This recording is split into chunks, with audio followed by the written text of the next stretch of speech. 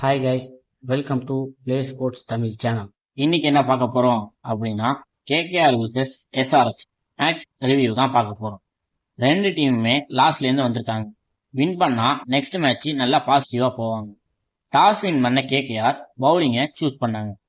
Abhishek Sharma, Travis head ஐபிஎல்ல ரெண்டு பேருமே டேஞ்சரஸான ஓபனர்ஸ். போன மேட்ச் ஒழுங்கா போல, ஆனா ரெண்டு பேரும் சேர்ந்து இந்த மேட்ச்ல செமையா அடின்னு அடிச்சாங்க. டிராவிஸ் ஹெட் வைபவ் ஓவர்ல செம்மையா ஆடி 21 ரன் அடிச்சாரு.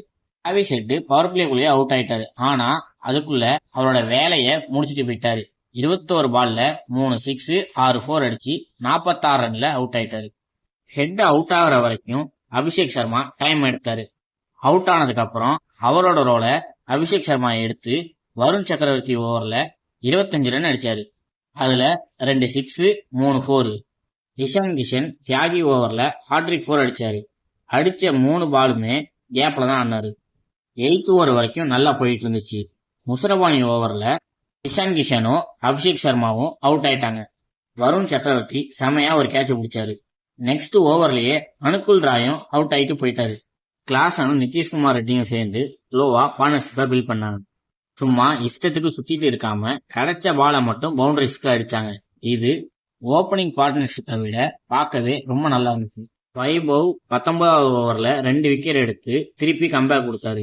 கிளாசன் 34 பாலுக்கு 50 போட்டு அடுத்த பாலே அவுட் ஆயிட்டாரு. 20 ஓவர்ல 226 ரன் அடிச்சு நல்ல ஸ்கோரா டார்கெட் வச்சாங்க.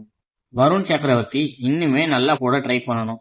அந்த ஒரு ஓவருக்கு அப்புறம் பாடி லாங்குவேஜே மாறிட்டு 277 டார்கெட்னு வந்தாங்க. பின்னரன் செம்மையா ஸ்டார்ட் பண்ணாரு. ஃபர்ஸ்ட் ஓவர்ல 24 ரன் அடிச்சு பயத்தை காமிச்சிட்டாரு. அடுத்த ஓவர்லயே 4 அடிச்சு காட்டன் போல்ல அவுட் ஆயிட்டாரு. ஹார்டா தான் அடிச்சாரு, இருந்தாலும் தூபே சூப்பரா கேட்ச் பிடிச்சிட்டாரு. ரஹானேவுக்கு ஒழுங்காவே படல, பாவம் கஷ்டப்படிச்சு அவுட் ஆயிட்டாரு. கேமரோன் கிரீன் பவுலிங்குமே போடல, சம்பந்தம் இல்லாம ரன் அவுட் ஆயிட்டாரு.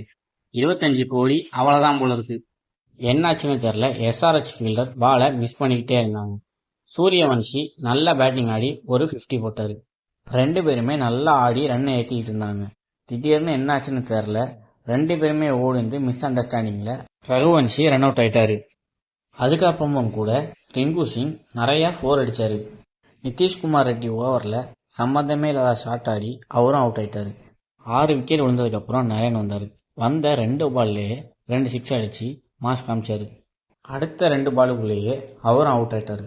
தலைவனை ஓப்பனிங்லேயே இறக்கி விடணும். ரஹானேக்கு பதிலா சுனில் நரேன் ஆனாலே நல்லா இருக்கும்.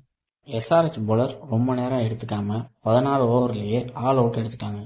என்னதான் எஸ்ஆர்எச் ஜெயிச்சாலுமே நெட் ரன் ரேட்ல கம்மியா இருக்கிறதுனால 6th பிளேஸ்க்கு தான் போயிருக்காங்க. இந்த வீடியோவை ஐபிஎல் பார்க்குற உங்க ஃப்ரெண்ட்ஸுக்கு ஷேர் பண்ணுங்க. ஸ்போர்ட்ஸ்ல என்ன டவுட்னாலும் உடனே கமெண்ட் செக்ஷன்ல கேளுங்க. ஸ்போர்ட்ஸ் அண்ட் கேம்ஸ் பத்தின அப்டேட் தெரிஞ்சுக்க பிளே ஸ்போர்ட்ஸ் தமிழ் சேனலை சப்ஸ்கிரைப் பண்ணுங்க.